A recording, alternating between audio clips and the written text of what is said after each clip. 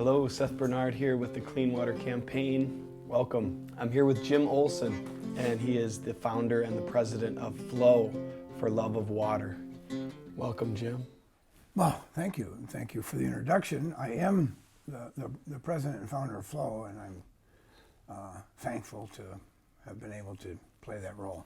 Well, let's get right into it here. I could spend most of the interview just kind of going over all the amazing things you've done in the past. You have a decorated history and you've been vigilant for decades. But I really want to use this platform to highlight the work of Flow first and foremost. And that work is, absolutely, that work is rooted in the public trust doctrine.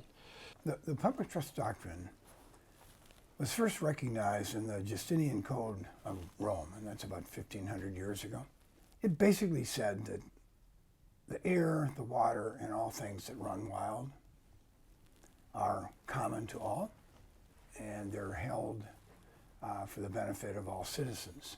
In 1821, after the revolution in this country, a state Supreme Court in New Jersey recognized and labeled this as a common property held in trust and for all citizens, for fishing, boating, swimming, recreation, sustenance, which is food and drinking water, a fairly critical issue in Michigan and elsewhere in the world today.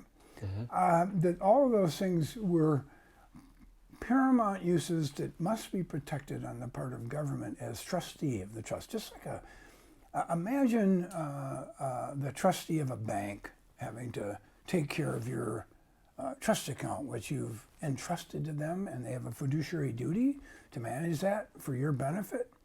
Well, this kind of a trust has the same duty, this public trust, but it's held for everybody, and each citizen even has a legally recognized interest in the fishing, boating, and swimming and their needs in navigable waters.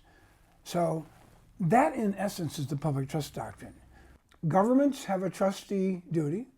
That duty is to assure that nobody impairs that generation to generation.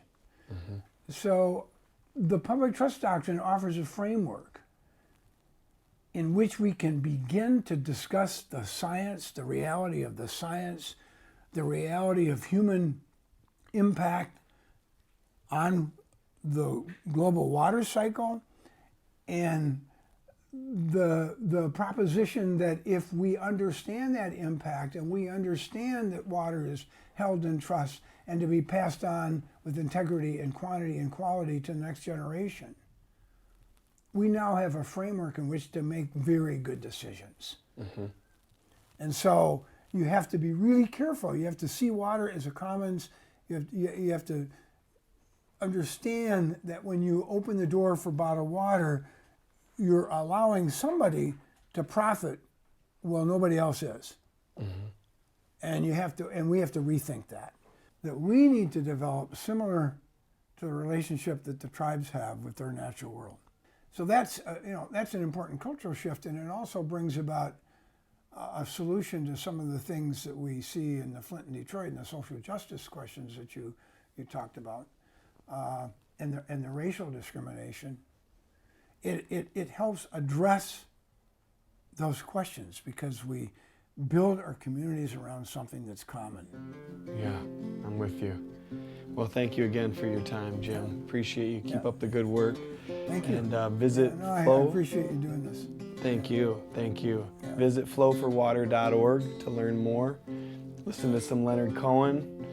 And stay tuned. This is very, very vital work for the times that we live in, and make a contribution if you can.